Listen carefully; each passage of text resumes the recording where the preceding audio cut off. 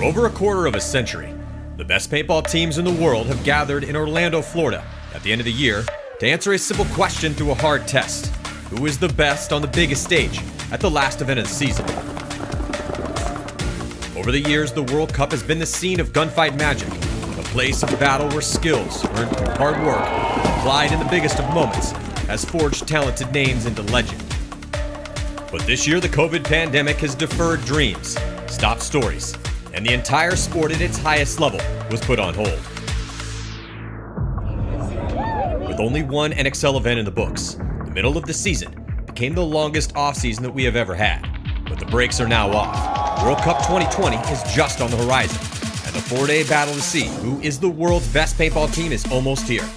Who will emerge as the champion November 12th through the 15th? Tune into GoSports.com to watch the story unfold and see which team will be crowned.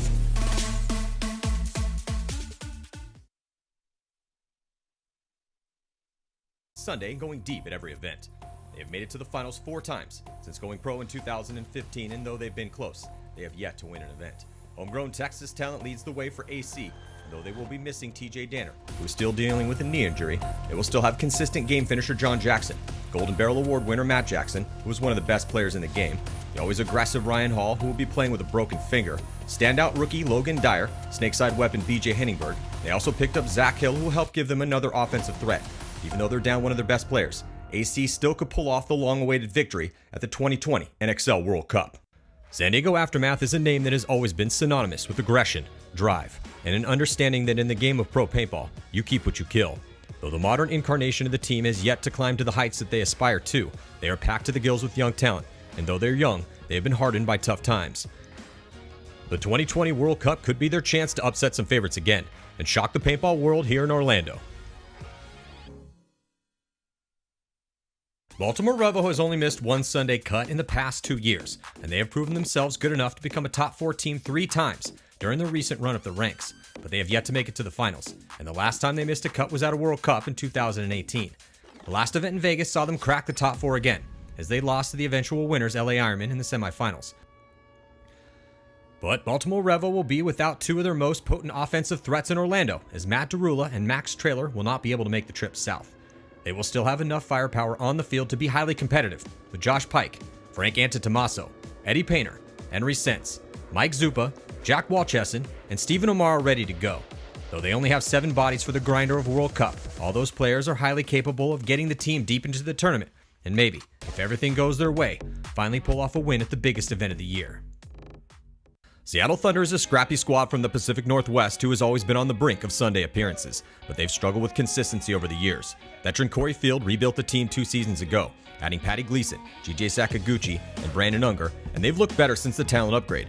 They will have their work cut out for them in Orlando, as they are in arguably the hardest bracket with X Factor, Heat, Revo, and the Outlaws. They have proven they can beat top teams in the past. The question now is, can they string enough wins together to make it to Sunday here at the 2020 NXL World Cup? 2020 NXL World Cup day number 2 is about to go down here in Kissimmee, Florida. Matty Marshall with Rich Telford. And we had some upsets yesterday, but some favorites prevailed and have emerged as the teams to beat here. But still, 2 full days of prelim action about to go down. And this first set should be pretty interesting. The set after that, also looking forward to a big game there. We'll talk about that in just a second. Thank you guys so much for joining us here at the biggest event of the year after this elongated COVID break, and all of the teams have taken hits to their roster, so it's definitely been, it was an entertaining day yesterday. It's going to be an entertaining weekend. Rich, let's talk about this first matchup, AC Dallas Aftermath, Revo, and Thunder. Obviously, AC Dallas looked pretty good yesterday. Even though they don't have TJ Danner, Ryan Hall playing with that broken finger, he played great in the center. Zach Hill, new pickup for them, coming over from Aftermath. He looked great, and now playing against his former team. Yeah, it was always a little bad blood when you play against your former team. I think this field is very conducive to the style of play that AC Dallas has. So I think if they're playing AC Dallas ball, this is going to be a really good field for them, and they're going to do really well in this event. And I think Revo yesterday looked amazing. Yeah, Revo, Thunder able to go 1-1 yesterday, so they still got a chance here at this tournament. They're a team that has gone 2-2 a bunch of different times and either barely made it on or barely missed the Sunday cut. And Revo 2-0 They really looked good. Mike Zupa was going to town over here on the Snake side of the field. They picked up Tom Guest. He'll be wearing a McKenna jersey, their coach. But Guest played pretty decent for him as well, too. New pickup. Everybody clocked in at different times, right? Yeah, O'Mara was lights out up the center. Yep. I mean, this is a tailor-made field for a guy like Stephen O'Mara. So, and then Pike, he clocked it just across the field. Everyone's looking good at Revo for Revo, and I think they also could have a chance to go deep here. Yeah, it's definitely an interesting first match because all the teams have a different look. Now, there's a little bit of bad blood between AC Dallas and Aftermath, right? Because anytime you grab a good player from a good team, hurts that team a little bit, helps your team a little bit, and makes always a little bit of bad blood. So maybe this will be an entertaining first match. John Iannucci was not happy that Zach Hill decided to go play with AC Dallas. Was looking at the schedule for the day. Look at that second set. Tampa Bay Damage taking on Los Angeles Infamous. 9:30 here East Coast time. Both Infamous and Damage looked outstanding yesterday. Infamous defeated Edmonton Impact, and it wasn't a close game. They blew them out. It was 8-2. Yeah. And so Infamous's rebuilt roster, their starting five is they're playing this field very, very well. Impact grinding their gears a little bit in that first game, or quite a bit, but in the second game they came back and they beat up on Energy Elite. So Impact going 1-1 yesterday. They do traditionally start slow. Yeah, but they do. But Damage looked great yesterday. So, and then the Russians looked the best. They only took, out of all of the teams we saw play this field, the Russian Legion not playing a slouch team either, playing New York Extreme, who beat them here in the prelims last year. But they only took, it took them 5.5 minutes to score 6 points in a 6-0 Mercy Rule slaughter. I heard the coaches were pissed because it was supposed to be a 4-minute game. They have not released their family from the dungeons in Moscow. More gruel, more gruel. All right, so looking at AC Dallas' starting five there on your screen. You can see Zach Hill. He's a little guy on the top of your screen there with Matt Jackson. BJ. And he's going to be playing the one on that D side. He was outstanding yesterday. And then BJ, BJ Henningberg also. This is a Snake tailor-made for him. We'll see if his wheels, if he can get out wide to this back corner bunker Snake side. Kind of tough to make it out there, so a lot of guys get shot off the break, and it looks like the first strike is going to be AC Dallas. San Diego Aftermath walking off here, 5-on-4. There goes Ryan Hall. Talked to Ryan Hall this morning, said, hey, man, Ryan, you're playing really good, man. Keep it up. And I'm like, how's the finger? And he was telling us the stories. Yeah, so that finger is, he's going to need surgery again on it, but he's just gutting through it. And he said he had a lot of options that he didn't take yesterday, and then some other times on purpose, and then other times he was pushing it, just kind of testing the water. So I'm like, oh, wow, so you played amazing. Here he is, and he's just feasting right now. Yeah, and I love it when a player says something like that. Like, you know, they're trying to see what they can get away with in the first couple games, see what they can get away with against different teams when they're up on points, different positions. Just, you know, not just doing everything you can to win that match, but doing everything you can to win the tournament. Well, he's going through with a broadsword right now on that Snake side of the field. And it makes easy work here after that first kill. And that Snake, if a guy sneaks in Snake like Ryan did, because he did, I don't know if you saw that, he went from that God bunker inside that beam. We haven't seen that field before, so we've seen like 7 different versions like getting there. But nobody knew he was there, crawled up, relaxed for a second, and then just immediately started killing people. Yeah, Ryan Hall is definitely looking outstanding here at this event, but getting a lot of support too, and that off-the-break shots of AC Dallas has always been a real big boost for them, and they did it again. So see if Aftermath can pick it back up. Right now, though, Seattle Thunder with their scrappy lineup coming out to play Baltimore Revo, but this is a big test for Seattle Thunder here in a pretty tough bracket. One of the hardest brackets we have. Revo, X Factor, Houston Heat, Thunder, and the Outlaws. Yeah, well, it's just seeing which team can kind of insert their will on the other team. If these are long, slow points, probably advantage to Thunder. If they're faster points, probably advantage to Baltimore Revo. On the breakout, they're going to send Unger. Brandon and Unger both. Oh, look at that. Both teams losing a body. Actually, 2 bodies come off for Revo. Lose Frank Tommaso on the D side, and also looks like they're going to lose Mike Zupa, who had a good day yesterday. So just 3 players left alive right now, Rich, for Revo, and they're all tucked in the pocket. Yeah, see, now if Thunder can keep them in the pocket, they're probably going to win this point. There goes another one. Only 2 players left alive for Baltimore Revo now. They do allow 1 out of the pocket over there on the drill side. He is now attacking the drill 2, but I believe it's a 2-on-4 situation. Now it's a 1-on-4 situation. Revo can go and concede this point. Yeah, poor Tom Guest is the last player left alive, and they are going to save him some pain and concede the point. So nice start here for Seattle Thunder, shooting those 2 bodies on the break, one from both sides. That's the pocket, right? If you shoot your outside guys, the pocket play works out great. If you don't get those outside kills, the pocket play's horrible.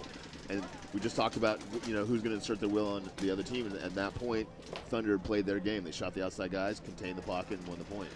So now we'll see how Revo deals with some adversity. No, actually, I'm sorry. Revo did not go 2-0 yesterday. They went 1-1 because they lost to Houston Heat. So, but they took the early lead Apologies. And they look good. Still haven't had my coffee this morning. But yeah, but Revo just in general looked good yesterday. And the point spread wasn't crazy in that Heat game, so yeah, it was a loss. Houston Heat, though, in that game emerged as, of course, one of the favorites. They've won this event 2 years in a row, missing Konstantin Fedorov, but they were one of the most aggressive teams out here. On the breakout now with Aftermath and AC Dallas switching sides. Aftermath in the red and black and losing 2 bodies on the break, and it looks like BJ is going to be coming off early for AC. There goes Ryan Hall. He launches up the center.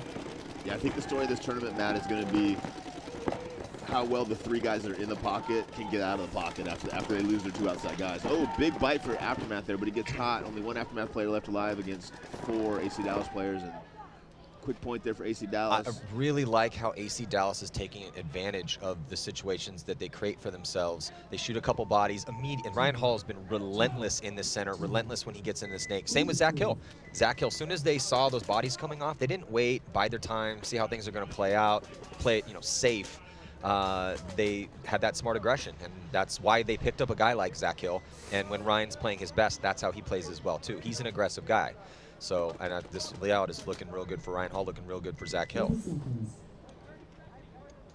And they did lose BJ, but when he stayed alive, he's taking a lot of ground on that snake side. And it's okay to lose 1 if you shoot 2, right? Absolutely. Like BJ, if you just keep take that 4-on-3 any day. Yep. See if Seattle Thunder can catch Revo's outside guys again, and if they do, if they can contain them in the pocket, and let's see if Seattle Thunder can get outside the pocket themselves. I'm catching so much flack, Rich, about this my Dunkin' Donut comment yesterday. Well, no one's proven you wrong yet. I don't see any Dunkin' Donuts. I swear, Billy Bernacchi is up here just chirping at me about Dunkin' Donuts. I was getting all these texts yesterday. I shouldn't have said anything. How do you even understand what Billy's saying? He might not be talking about it. With that East Coast accent, you can't understand what he's saying. Good breakout. 5 alive for both teams here. Oh, as I said, that Revo loses their first player on the Dorito side. Seattle Thunder both in Dorito 2 and Snake 1. 3 across the back line. Yeah, Rich Sakaguchi gets out wide here for Thunder. They get Unger into the Snake 1, and then here goes Patty Gleason. He's now starting to launch as he gets all the way into D3. Revo does have a player in the 50 Snake.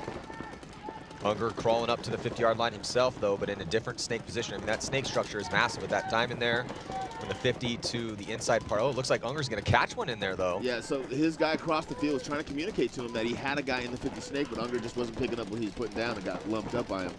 Yeah, so 4 on 4 now. So Zuba, again, continuing to play well here for Revo. Again, without 1-1. They went yesterday, still very much with a chance to make it on in this tough bracket. They still have to play X Factor, though. Yeah.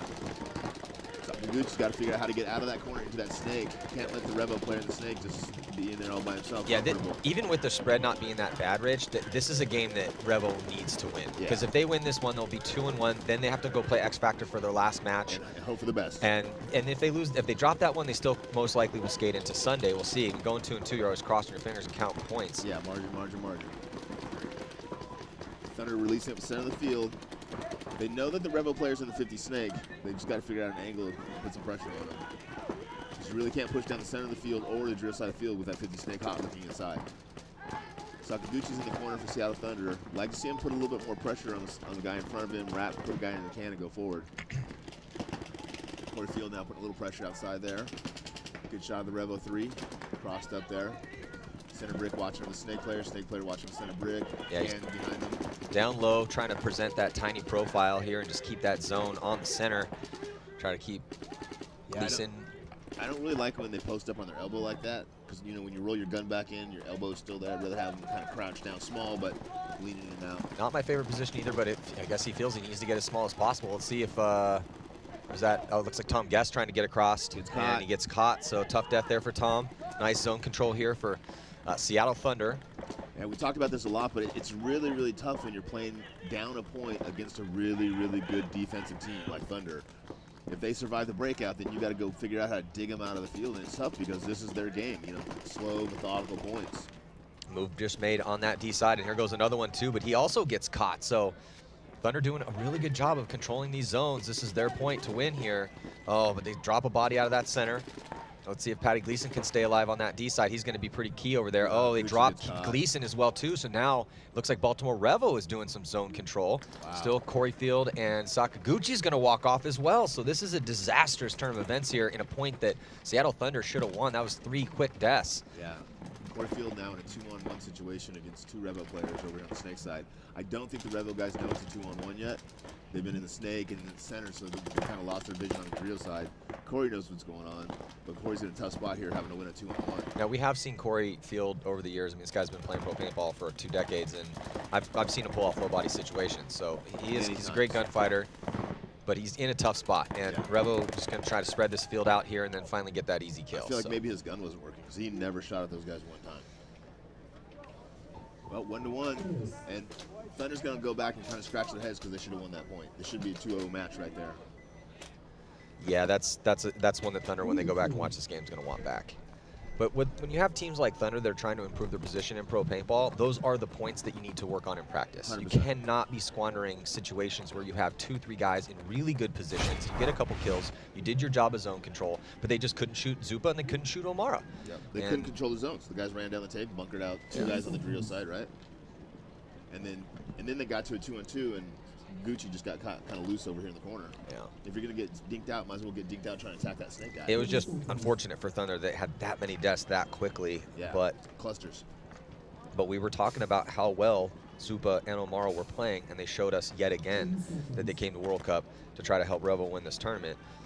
And like we just said, Revo has to win this game to make their journey here a little bit easier, because you don't want to have to go play the defending series champions and one of the best teams in the world, San Antonio X Factor, in a must-win situation. Both teams go to the 50 Snake on the break. 5 alive for both teams. Aftermath attacking down the Drio side as AC Dallas fills up the center of the field. Both players taking a walk from the 50 Snake. Yeah, BJ got there a little bit quicker. Well, he's faster. Yeah, but then he got bunkered out. But he traded, so. Another Aftermath player leaving the field. 4-on-3 advantage here for AC Dallas. Oh, it looks like another body coming off for Aftermath from that D side, and then another one from the center. So just bad survivability right now for San Diego Aftermath here. AC Dallas not having any problems winning gunfights and moving down the field. Yeah, nothing's working for Aftermath right now. They're catching and not throwing a lot. Just need to tighten it up. Every time things seem to get, the dust settles on either a move or the break, you're seeing a body come off.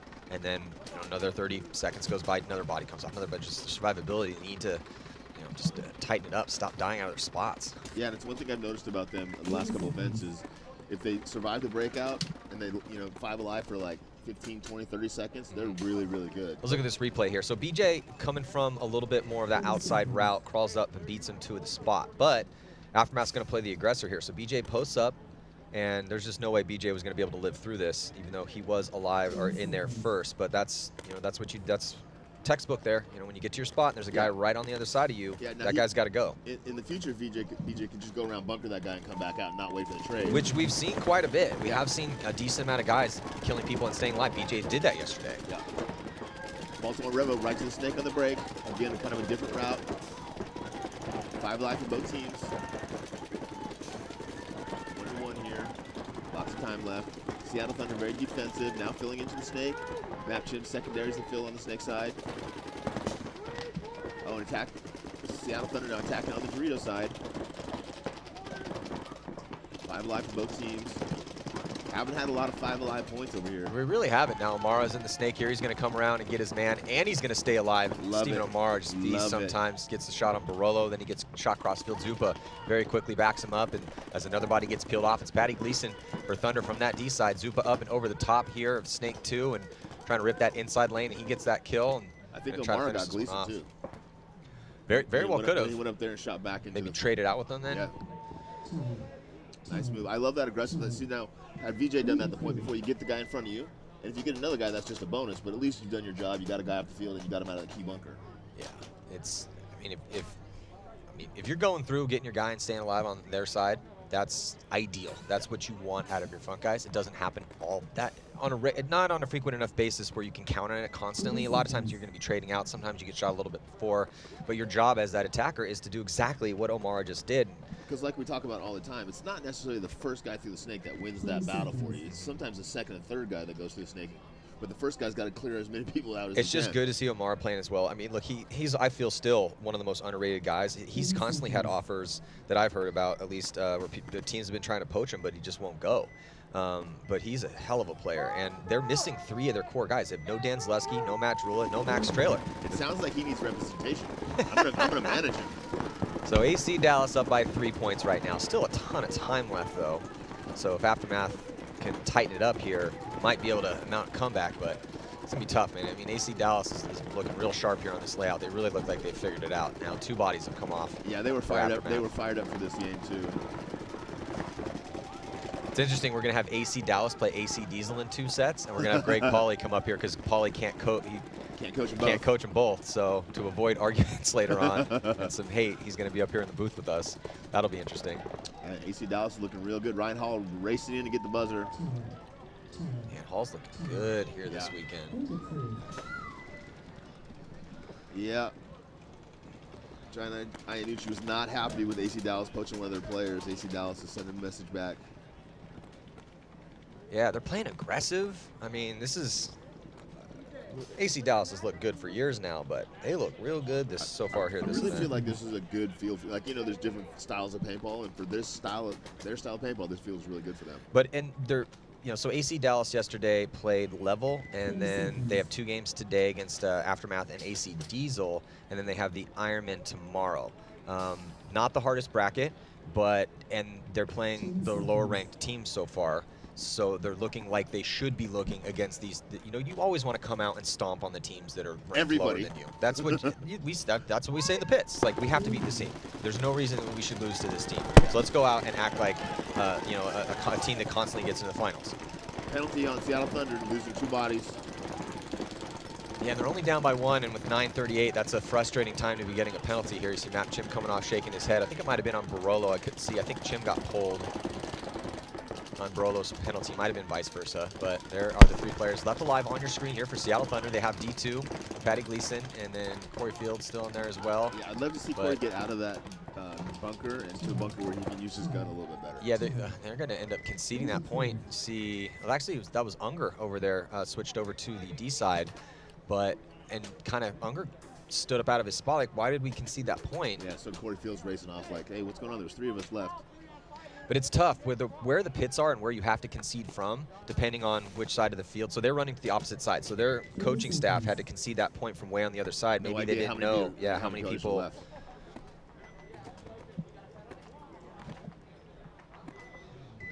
So you'll see if AC Dallas can keep up this masterful performance that we're seeing out of them so far. I was talking to Jason Trojan this morning about the field layout, and when the field layout first came out, I was a little critical of it because I really liked the snake that we had in Vegas. He's like, yeah, I don't really read those. And he's like, then I read that you came out with it, and he's like, I kind of took that hard. I was like, I'm sorry, bro. I was like, the field looked kind of terrible on paper. I'm like, but once we saw the first few points, I was like, oh, this is going to be just fine. The field's playing great. Yeah, but he has so much stress over designing that stuff, you know? Yeah, I feel for Jason. I mean, think about it's not just this; it's every single team. So yeah, there's a lot of stress and work that goes involved in trying to create a nice field layout. So the BJ's feasting over here again on the snake side, and backed up by Hall. Here comes Matt Jackson up the center. Yeah, AC Dallas just a lot more polished here, man. Yeah, BJ, another free kill for him, and it's looking really bad right now for Aftermath. Yeah, this has been a 4-minute match so far, and it's going to be 5-0. They're trying to, well, I was going to say they're trying to out-Russian the Russians right now, but the Russians, by the time that they got to this point in the game, they were already having lattes. They were packing their stuff up. They were getting rub downs in the hotel. Sipping vodka. Vodka. God, remember the first X-Ball match? And the Russians are just dying over there, just smoking cigarettes at halftime. The humidity was just brutal. Yes, the old school Russian team. Not drinking any water. Definitely, smoking cigs in between points. It's a different era, Rich. Different era. Here we go, Baltimore Revo. Seattle Thunder, Revo looking really good. Thunder had a good, strong point, but the other 2 points, they just completely fell apart. Lost a couple bodies early on the first one, losing that penalty. They're not. This is a crucial moment right here. Down by 2, 9:18 left to go. Got a penalty on that last one, so they need to tighten it up, play clean. It's like Unger's going snake side, Corey Field. It's just tough right now though, because Revo is also doing what you're supposed to be doing on this field. But this time, here we go, Seattle Thunder. Lose a body, kill a body. 4 on 4. Revo in the pocket a little bit here, Rich, but trying to get out, gunfight their way out. Looks like he's able to do it with O'Mara. Yeah, and that's what they have to do better. They have to keep O'Mara in that can and not let him fill out. If they lose that out, if they shoot that outside guy, they have to capitalize on that by containing the center guy and not letting him get outside. Yeah, well, I mean, they had some penetration on the D side early, getting into D2 pretty quick, but losing that body over here had to filter O'Mara out. Now actually going to experience that sense. but they shoot another one. So 4-on-3 advantage here for Revo. yeah, Revo's just winning the gunfight battles right now. A little bit better, a little bit more crisp on the gunfights this morning than Seattle Thunder. Well, and they're adjusting better. When they lost their outside guy, they immediately filled out there. Didn't wait for the zone to close up. Omar looking for that opportunity for the snake. Trying to shoot himself across the gap there. Field moving back from the can to the tower there for Seattle Thunder, trying to lock down the Drio side. Omar is out in the middle of nowhere right now, living behind no bunker, just keeping himself alive by shooting his gun and hoping no one else on the other team finds out that he's not in a bunker. Kind of using his gun as a bunker. Very creative. Stephen Omar is one of our most creative guys in the league. We see that on his attacks constantly year after year. Well, you know, Carl Markowski made a really good argument with me that he's actually better when he's not playing in a bunker. So maybe that's what Amar's doing. Here comes Henry Sense on the big run through and the execution of Patty Gleason. So nice timing there by Henry Sense to finish this one off. And there goes Unger as well. So another solid point here is Revo really starting to feel it, looking good. Henry's got a really good sense of the field. He sees the fields and the seams really well. Henry Sense has a good sense of the field. I said that. I know. I'm agreeing with you. Oh, you're trying to be punny. You're trying to be punny. I haven't had my coffee and you're trying to be punny. Revo looks really good here, man. It was kind of a question mark on how well they'd look. Wasn't really sure, you know, they're a long ways away from my sphere of influence over on the West Coast, so don't know a ton about them. Seen them a couple times in practice, always look really good. Kind of follow them at the events, but they look really good here. I mean, other than the Russians, the Heat are like a couple of really top teams. They're right there, man. Yeah, Revo, again, missing Dan Zaleski, missing Matt Derula, missing Max Trailer. I mean, those are three of their best guys. Or those guys were slowing them down, right? That was dead weight, and finally now that they've got that dead weight off the team, they're playing at their true potential. Yeah, I mean, I'm sure that's what the guys here will say to the guys back at home if they win this event. When they get home, man, you guys, glad you didn't make it. Yeah. All right, so Aftermath right now is 1 point away from a mercy rule loss here. Yeah, and you know, like I said, a little bad blood between the two teams, so I'm sure Aftermath is real frustrated right now. Giant Iannucci's veins are popping out of his neck. And Aftermath's got a little smile on their face. Good breakout for both teams. Aftermath with 5 alive as they push to Dorito 3 and now to the 50 Dorito. Look at this though, Rich. Penalty on the screen here. There goes. That's too bad. Yeah. This is the coffin nail right now, at least in this match. Only 1 player left alive for Aftermath. He gets bunkered out of the left 50, leaving 2 or 3 AC players left alive to ring that buzzer and get that 6-0 max. Well, it wasn't as quick as the Russian Legion dismantlement of New York Extreme, but this was an absolute bloodbath completely in favor of AC Dallas with just the destruction of San Diego Aftermath here in about 6 minutes of play. Well, I talked to a couple of guys at AC Aftermath before the match, and they said they didn't want to show off. They were definitely going to max, but they didn't want to do as quickly as the Russians because they don't want to draw any extra attention to themselves. Oh, okay. I see. They're slow playing it, basically. Okay. All right. So, all right, hey, that makes sense. Yeah, good match there for AC Dallas. And again, I feel like they can fine-tune what they're doing, and it's obviously going to be a different test against the Russians or one of those really top teams, but I feel like they shoot really well on the break. They control zones really well on the break, and this is a really good feel for that. Yeah, this very well could be the event that AC Dallas wins. It's possible. Finally. Yeah. How many did they run on the roster? 7, I believe. Okay. Yeah, so, and again, thank you guys so much for tuning in here. World Cup 2020, or day 2 of battle here in the prelims. And if you are joining us on Facebook, please head on over to Go Sports, as there's some awesome matches coming up next. Tampa Bay Damage going to be taking on Los Angeles Infamous in the next set. We're going to see X Factor play the Outlaws. Yeah, 2 more full days of battle here. On the break right now, Thunder, with their backs against the wall, really need to step it up. They did get a win yesterday, so if they lose this one, they win the next one, they'll still have a chance. But that's a team that's gone 2-2 many times and missed the cut. They've made it a few times. Coreyfield getting out of that back center can finally. I really like that. Gomez filling up to the center brick, walking down the Dorito side. Only problem for Seattle Thunder right now is they have no guns looking snake side except their Dorito player. Oh, Gomez takes an early walk over there. That's a bad death. Yeah, Patty Gleason was looking snake way. Okay, he's looking snake way again. Coreyfield looking towards that D side. And the problem is there we go. If you have Patty Gleason looking snake side, then you can't really push down the Doritos. Now, Mount Chimisfield was past him, so with 2 guys over there, one of those guys should be moving forward and looking forward, but they're both gunned up right now on the snake side.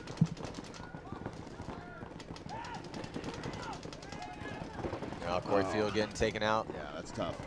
So now just 2 players, Rich, left alive with Map Chim and Patty Gleason for Seattle Thunder on that D side in D3 and D2. But yeah, and the problem with losing Unger over here is now the only other person you have on the Snake side is Corey. Corey gets dinked out, and now there's no one on the Snake side. That point could have been much faster had Revo put a little more urgency in getting to the 50 Snake, wrapping, and putting pressure on Corey earlier. yeah, 6. So we'll have 2 minutes in between these points coming up. Revo also looking outstanding today. A little bit slower to attack than AC Dallas was, but also looks like they are really starting to get this field down, Rich. Hey, man, I would also just like to thank the paintball gods that today's happening. There's no 6 feet of water. The field's held up really well. The tropical storm didn't take a drastic, or not even a drastic, it just needed to go slightly to the east and slightly to the south. Yeah, referees made it back. Everyone seems to be here. Life is good. We appreciate being here. Thank you at home for watching. Yeah, man, thank God we were able to pull this event off. Yeah, thank you for, the NXL, Go Sports, and everybody to make this happen, man. Yeah, and thank you guys again for joining us. So let everyone know across your social networks that the biggest paintball event of the year is going down this weekend. Yeah, it was, it's like you're getting on the plane. We got the raging pandemic tropical storm coming in, and I'm just thinking, man, can we just please let this event happen? I had to give up Thanksgiving. My parents are quarantining me when I get home. No Thanksgiving for me. So, but it was worth it for me to come to Cup. Yeah. I mean, I'm getting a plate of Thanksgiving food. I can assure you of that. Get a delivery outside the window. All right, full 2 minutes now that we're back on X-Ball. Yeah, I think they called a timeout as well. So, yeah, and so let's talk a little bit about this Damage Infamous game, since we've got a little bit of time here. Who do you think is going to take that one? I think both those teams look outstanding. I think it's a pick 'em. I don't think one looks better than the other right now. I don't think so either, man. And I think they both are going to attack the field, but I think they're both going to attack it differently. I think you're going to have the brothers running all over the place, playing 2 or 3 bunkers each. Keith Brown really pushing down that snake. Jacob was lights out yesterday. Yeah. And Damage has played 2 games. They're sitting at 2-0. And Infamous only played that 1 game, but their 1 game was against Edmonton Impact, and it was a slaughterfest in favor of Infamous. Right, they only got to play 1 game, but they got to watch both of Damage's games. That's a good point. Right, so Damage only got their Impact game, and Impact didn't have any answers for Infamous, so I think kind of the who's played the most games is kind of a wash. It's going to come out and say, who plays the best today. Yeah. No rain, no mud, no sleet, so it's just it's a good field out there. It's going to come down to who plays the field better and who wins those breakouts, man. Yeah, I just got a little information down from our truck that apparently that is AC Dallas's fastest win of Mercy Rule that they've had, which makes sense. They're playing amazing. Yeah, and usually they play a slower. Wait, that's what's kind of fascinating about this field layout is that having conversations with everyone leading into this event. Is it going to play fast? Is it going to play slow? It looks like it could be shading towards faster. Was getting some conflicting information from people, and then coming out here seeing a little bit more on the fast side. But when you see a team like AC Dallas and a team like Damage be able to hit the gas pedal when they need it, I really think that that's going to be the ticket for them on Thunder Sunday. Yesterday was playing aggressively some points, and we don't ever see that. So I think the field, you're right, is very conducive to that. So yeah, I like the layout, and with that Damage Infamous game, I think that's going to be, well, one, great to watch, entertaining for sure. Yeah, but it will answer a question of who is going to emerge from those 2 teams as the bigger favorite, considering how good the Russians looked yesterday. The Russians only played 1 game, so they still have 3 more to go. So yeah, it's still kind of up in the air. Heat looked great in that comeback win against Revo. If Infamous beats Damage, that's a pretty big statement. Beating Impact is one thing. In Impact's first match, sometimes they struggle a little bit. But if they can come back out and beat Damage too, that's a big statement. 2 bodies coming off early here for Seattle Thunder. It's Gleason and Gomez, but they did shoot Zupa, the big attacker, on the Snake side for Revo, 4-on-3. But then they don't contain to let Amara just fill out to that little temple again. Doing a really bad job of containing him in the Snake side. They're shooting the first guy. Rich past the 50-yard line on the D side of the field. Here comes, I think that's Frank over there, as he is looking like he's in a great position to get some kills here. Now Zupa's going to also follow it up on the Snake side with some aggression. Tom Guest gets up into the center brick. Zupa right after that 50 Snake. He's going to wrap and put pressure on Corey that can. Corey's already dead. Gave Corey a couple extras. So this is that fill out of the pocket in a close body count, 4-on-3, but they're still able to make all the moves. The teams that aren't playing well, the teams that are obviously dying early out of their spots, but then not making those secondary aggressive fills, Rich. Yeah. All the best teams out here, the teams that look like they've got this dialed in, are doing that. Yep. They're finding a way to get through zones. You have to. And on the other side, you have to contain. If you shoot your outside guy, you know they've got to come through that gap. So you get 1 or 2 guns, just pump and pay through that gap and wait till he comes, get that kill, and then just move that gap back down to eventually there's nobody left on the field. time and time again, they're shooting that outside guy, dropping that zone, shooting at somebody else as that guy fills out again, goes as 50 snake and makes him pay for it. Well, tell you what, with all of these different roster changes, Revo was one of the teams that I was a little worried about. I mean, if you're losing Dan Zaleski, Max Traylor, and Matt Derula, three of your starters. I remember you saying they had no chance of making it. Well, that's not what I said, but I think that's what you said. No, that's you said if there's one Rich, team that's that has what no you chance said. of making it, You're doing that thing Revo. again where you're taking what you said and then you trying to make the world think that I said that. In my mind, when I talk, it sounds like your voice, so okay. it just confuses me. Is probably what it is. Like I have you narrating my whole life. So does it go something like this, like Rich Telford arises in the morning. Oh, are those noises coming from all of his joints? I'll look at him meekly walk to the fridge to... How slowly can you move?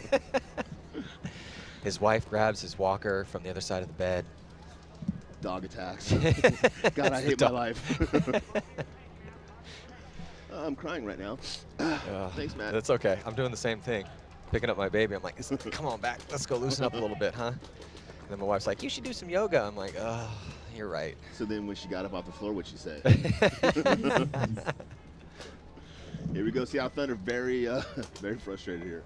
Corey Field, traditionally super strong player, just struggling in this match, getting caught in that can. Looked like his gun might have been down a couple games, but definitely caught in that can a couple games. Got outside, finally got into the temple, but then really couldn't do anything out there either, just struggling. Yeah, well, that's because his front players are struggling, living off the break, and then losing at least one guy out of their spots. Which is okay if you're shooting your guy, but if you're not shooting your guy and you're losing your guy, it's tough, man. Yeah, so they got, looks like Kurzawa going to go to the tower with Chim. Chim's actually going to try to take some ground on that D side, running and gunning. They're going to lose Unger again, so they're going to triple up those back spots here. Seattle Thunder, did it produce any kills? Looks like no, it did not.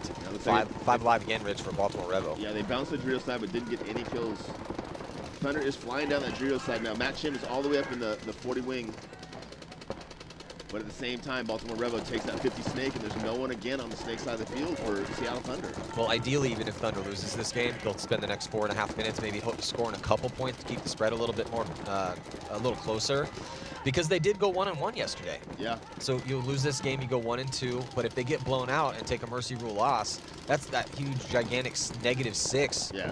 So which like sometimes dooms you. Yeah, it really is. So that's why I think Matt Chim, the veteran, was pushing so fast down that D side. He's alive. He's wrapping around. Yeah. Looks like Gomez is going to get torched though, because Walchesson is now past the 50-yard line here, getting a spin for Revo and making the most of it here. I talked to Matt Chim this morning, and I said, hey, you know what, you played good yesterday. He said, you know what, Rich, it doesn't matter. I have to play better because we didn't win. And I was like, man, I love that answer, bro. Most of the times you can tell a guy who played great yesterday, that's all he hears. He's like, oh, yeah, you're right, I did play great. The rest of the team sucked. Not Matt Chim. He's like, you know what, I got to play better because we didn't win. Great answer. Oh, Seattle Thunder going down the corner, getting 2 kills, but getting caught. Baltimore Revo going to win with 3 bodies left alive in a completely one-sided match. Too many bodies left alive out there. Too many. Just a sea of those Revo jerseys. Yeah, they looked outstanding here. Certainly did. So that's 2-1 for them? Yeah, Revo with the loss to Heat, which I believe was 6-4. So that was a -2 for them, but they blew the Outlaws out. So they're going to have a pretty nice point spread here, sitting at 2-1. And going into their last game against San Antonio X Factor tomorrow. That game will be at 2:30 in the afternoon. So Revo should feel pretty proud about their performance thus far. I mean, and even in their loss to Heat, they didn't look bad at all. They went up early. Heat just started to remember they were Houston Heat, and they continued to flood bodies down the field, and Revo could not match their aggression. So, yeah, congratulations to Revo. They do take this victory here, and definitely looking like they got a great chance to play on Sunday. Even if they do take a loss, they just got to keep. If they do lose to X Factor, they got to keep those point spread close. And then AC Dallas just masterful out there against Aftermath. Next up, it's going to be San Antonio X Factor, our defending NXL Series champions from 2019, going to be playing the Outlaws. And Tampa Bay Damage taking on Infamous in a battle of 2 of the favorites out here, at least from what we saw yesterday. So stage is set here, and then we still got lots more battles to go. AC Dallas taking on AC Diesel, a little brother versus brother battle out there. At 10:30, we'll have Greg Pauly up in the booth for that because he can't coach either team. He's getting some flack about it. And then Impact is going to be playing their sister team, DMG. So you can see the rest of the battles going down. The Aftermath Ironman boys get 2 more chances today against Aftermath and level the lower ranked squads in their bracket. They need to win both of those. They got blown out yesterday afternoon pretty bad against AC Diesel in a game they wanted to win. So also download a Roku app, the new Go Sports Roku app. So thank you guys so much for joining us. We'll be right back. I'm Matty Marshall with Rich Telford. See you in just a few.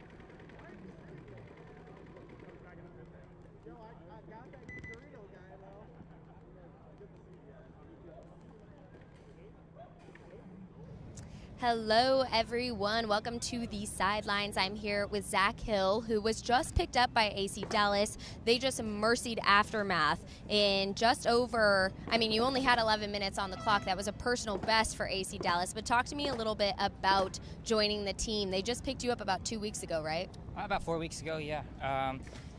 Seemed to have fit in really well. I like the program. I like their mentality. It's fun playing with them. I know everyone behind me is doing their job, so it makes my job even easier. Well, your third match with the team, and you played against Aftermath, who was actually your last team. Yes. You're playing against your friends, your old teammates. How did that feel? It felt weird, but good. Yeah, I have the advantage of knowing a lot of their tendencies, so that helped me a little bit. But just went out there, just like any other match, just trying to shoot everyone.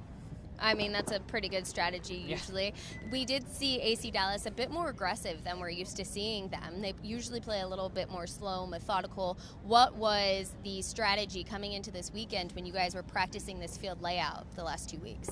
I'm just trying to figure out how the layout was going to play, seeing what we can get away with, trying all sorts of different things so that we'd be prepared when we come here. What can you get away with? You going to give me any spoilers? No. All right, well, thank you so much, Zach. Stay tuned. More coming up after the break.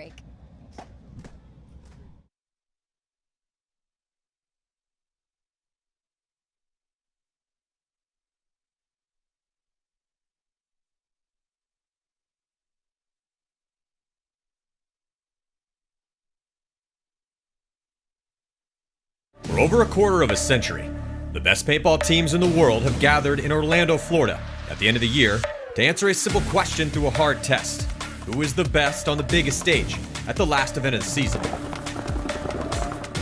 Over the years, the World Cup has been the scene of gunfight magic, a place of battle where skills earned through hard work, applied in the biggest of moments, has forged talented names into legend. But this year, the COVID pandemic has deferred dreams, stopped stories, and the entire sport at its highest level was put on hold. With only one NXL event in the books, the middle of the season became the longest offseason that we have ever had. But the brakes are now off. World Cup 2020 is just on the horizon, and the 4-day battle to see who is the world's best paintball team is almost here. Who will emerge as the champion November 12th through the 15th? Tune into GoSports.com to watch the story unfold and see which team will be crowned.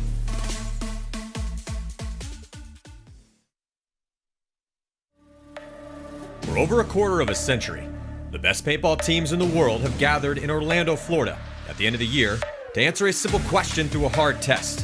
Who is the best on the biggest stage at the last event of the season? Over the years, the World Cup has been the scene of gunfight magic, a place of battle where skills earned through hard work, applied in the biggest of moments, has forged talented names into legend.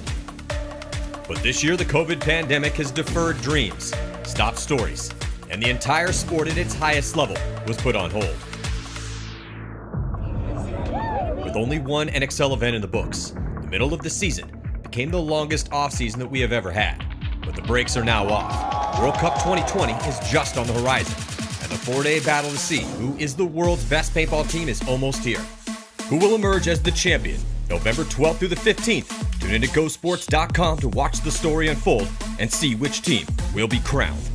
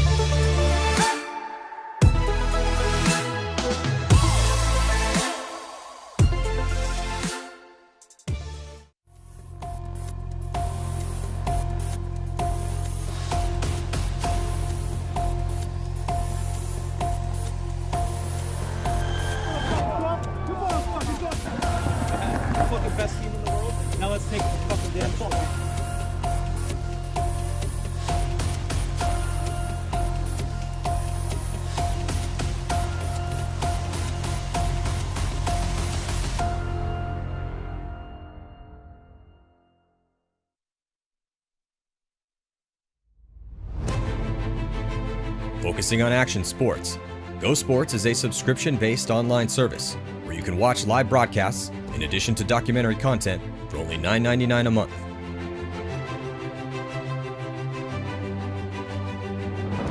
Go Sports captures the intense moments found only during the battle on the field, in the cage, and on the mat, and broadcasts them into the world where they can live magnified.